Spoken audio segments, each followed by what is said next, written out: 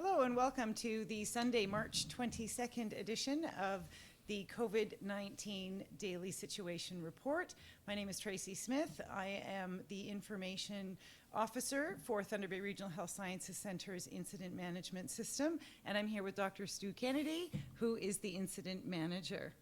Dr. Kennedy, it's busy, and we know that the community, there's a lot of confusion out there. I think some people are doing their best, some people not so much. And health experts around the world, the government leaders of Ontario and Canada are urging people to stay home, to practice social distancing. Why is that so important? Well, thanks, Tracie. And I think the question is what needs to be answered by the public.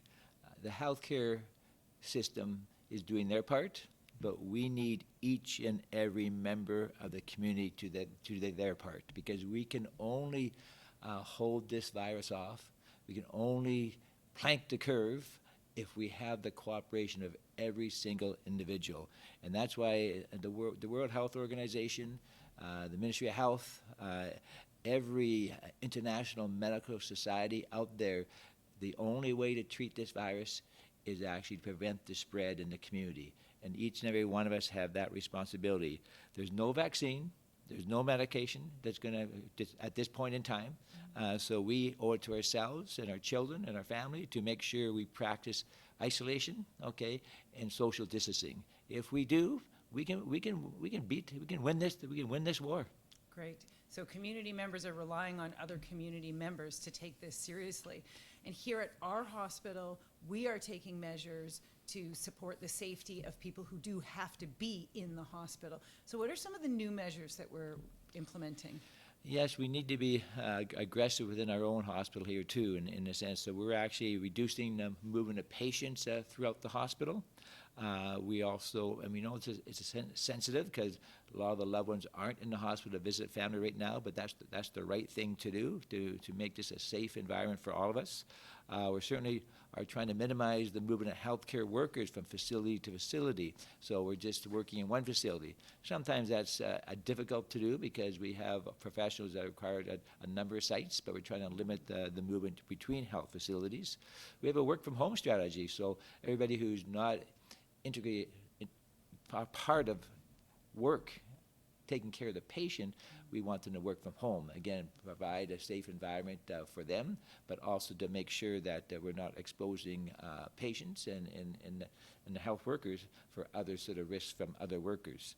Family physicians, I mean, certainly they're doing a wonderful job out there trying to take care of their patients so they stay out of hospital.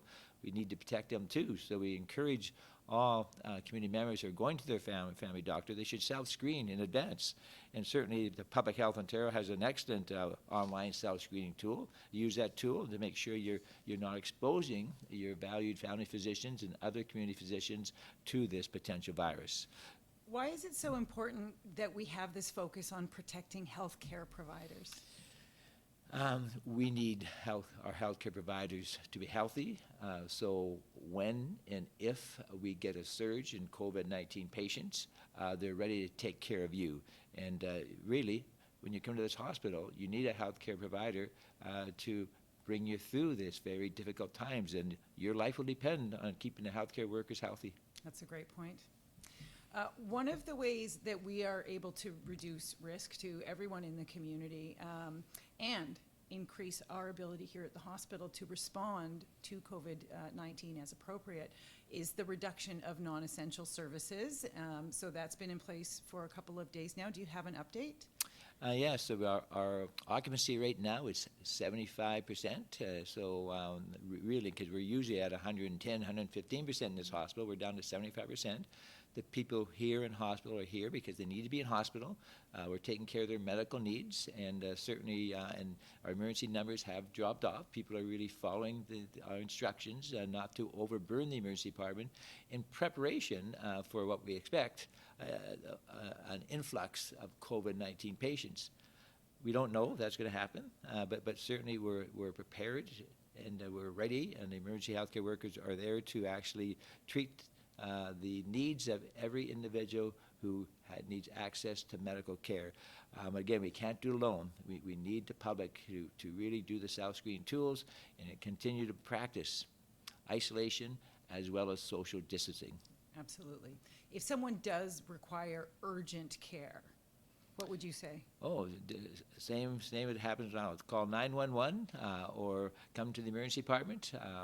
Or if it's not as urgent, call your family doctors. We're still open for business because, I mean, health is important to all of us, and we need to continue actually to be available when people need our services.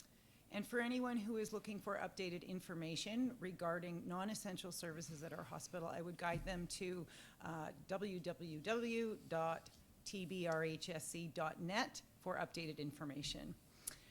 And yesterday, Dr. Kennedy, the government announced a new order that really supports hospitals to redeploy staff in response to COVID-19. What does that mean, and why is it important? Well, we certainly have a number of staff off now because of self-isolation. And this next 2 weeks is going to be key to us with individuals coming back from Easter break, with our people who've been in the United States and traveling back to Canada to be in their home community. We expect if we can actually survive this next 2 weeks without a great leap in numbers, I think we'll be in good space in dealing with this as long as we continue to follow the rules of self-isolation as well as distancing. So, but certainly with our healthcare workers exposed, we're losing some staff who have to self-isolate, so we need to redeploy staff so the patients are taken care of. So that's why it's very, very, very, very important that we be nimble and we be flexible, and we at times may have individuals outside their realm of expertise, but with good training and education, we're still there to provide the care for the patient. Great. It really allows us to respond in real time. That's fantastic. So the assessment center, COVID-19 assessment center, do you have an update on yesterday's activity? Yes, we do. First off, to the public, we have no confirmed COVID-19 patients or individuals in this community at this point in time. Great news. We got no confirmed cases, but we expect it's there. We're not naive enough to say there's no COVID-19 here. I mean, there's no confirmed cases, but we expect that there are cases in the community, and that's why it's so important now that you practice those, that self-isolation, social distancing, because we don't know who can have it out there right now, because we're not testing everybody. We're just testing the appropriate people with travel, the appropriate people who have contact with COVID-19, and certainly the ones who have cough and fever. Mm-hmm. So again, it still could be out there, but yesterday we screened 44 people were seen at the assessment center, and 42 of them were tested. We have a good process now. The process is established quite well. In fact, I called Public Health Line myself yesterday, and I got through in less than a minute. So from my perspective, I'd urge people to call, again, Public Health or Telehealth. But here in Thunder Bay, I would call Public Health because they really are quite responsive. They'll decide whether you need to send someone to the assessment center, and they'll make an appointment time. So it's going quite smoothly, actually, at this point in time. I think people are really happy to hear that. Yes. It's an important service. Thank you so much, Dr. Kennedy. Thank you all for keeping yourselves and each other safe through social distancing and isolation. It's critical that you keep up that really great behavior.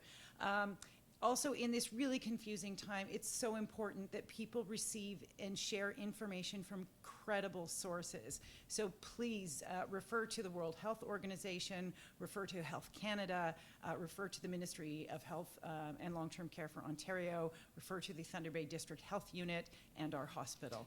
Thank you so much. Thank you, Tracie.